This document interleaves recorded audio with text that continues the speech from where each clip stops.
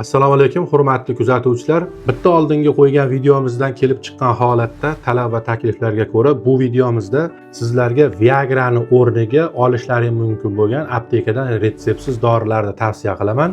Albatta bu dorilar biz beradigan o'sha tadalafil, sildenafilni o'rnini 100% bosmaydi. Lekin har holda sanab o'tgan zararlarimiz bu dorilarda kuzatilmaydi. Videoni oxirida Viagra'ni o'rnini bosuvchi tabiiy retseptimni men sizlarga taqdim qilaman. Lekin siz ungacha like bosishni, obuna bo'lishni, tarqatishni unutmang. Birinchi moddamiz bu L-citrulin hisoblanadi. Kavernoz tanada azot oksidni chiqishini ko'paytiradi. Eng yaxshi o'rinbosar preparat hisoblanadi. 2011-yil Kakatse tomonidan o'tkazilgan maqolada erektil funksiyani bir ballga ko'tarishligi ilmiy tasdiqlangan. Ikkinchi mahsulotimiz bu L-arginin hisoblanadi. L-arginin ham azot oksid ajralishida juda katta hissa qo'shadi. Faqat ehtiyot bo'lish kerakligi yurak kasalliklari dorilari bilan birga ichishlik tavsiya qilinmaydi. Buni ilmiy ta'sirini 31 ta meta analizda maqolada aniqlangan va ilmiy o'z tasdig'ini topgan. Hattoki bunga fosfodiesteraza 5 ingibitorlardan tadalafilni qo'shganda yana ham kuchli belgisi namoyon bo'lgan. Uchinchi moddasi bu jenshen. Nomidan ham o'zi hammalaring juda yaxshi bilasizlar. Hattoki buni nima deyshadi?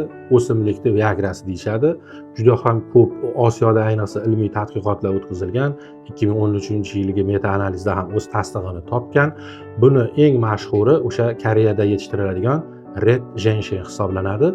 Olib iste'mol qilish mumkin va maqolada ham tadalafilga yaqin effekti borligi isbotlangan. Keyingi mahsulotimiz zafaron hisoblanadi. Bu oxirgi paytlarda xalq orasida ham tarqala boshladi.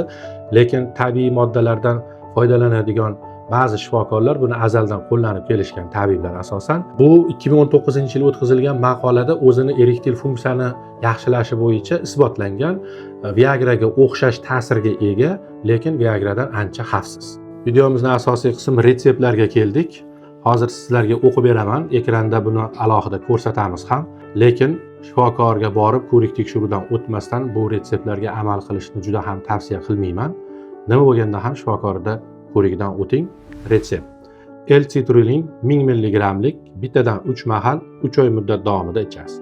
Keyingisi bu jenshen 500 mg ikkitadan 2 mahal 2 oy davomida qabul qilasiz. Keyingisi zafaron Afron nomi bilan chiqadi. 15 mg dan ipcha shaklda bo'ladi. Buni bittadan 2 mahal 2 oy davomida ichasiz. Bu 3 ta mahsulotlik retseptimiz hisoblanadi. Keyingi mahsulotimiz soddaroq, qulayroq L-citrulin bilan L-argininni kombinatsiyasi. Bitta shaklda ham olish mumkin yoki ikkita alohida olish mumkin. 1,5 ming shaklda yoki 3000 shaklda juda ham kuchli shaklda olish mumkin. Bittadan bir mahal olib 3 oy davomida iste'mol qilasiz. Yoniga fosfodiesteraza 5 dan tadalafil 5 mg ni kechqurun soat 7 da ichib borsangiz, siz xohlagan effektni yaxshi beradi. Bu retseptimiz jinsiy zaiflikning profilaktikasi uchun va yengil formalari uchun ishlaydi.